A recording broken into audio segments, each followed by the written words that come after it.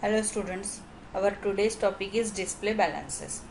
For checking our balance, we can go by transaction code FD10N or by path SAP S accounting, financial accounting, accounts receivable, account display balances.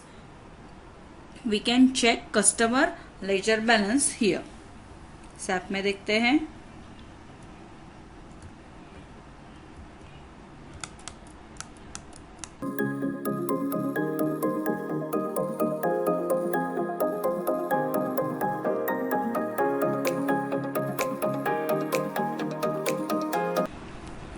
Accounting, financial accounting, accounts receivable, account FD 10N.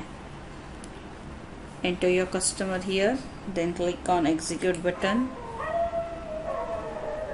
Here we can see debit and credit balances. Double click on debit, so we can see the debit balance entry. Come back, double click on credit. Here we can see the credit memos. Click on again debit entry, select our invoice and then click on display button. Then click on overview. तो यहाँ पर हम हमारी entry check कर सकते हैं. Then click on general ledger view. So we can see the ledger view. Also now click on other ledger. Then select your appendix ledger or non-leading ledger. So we will select the non-leading ledger and then click on execute button.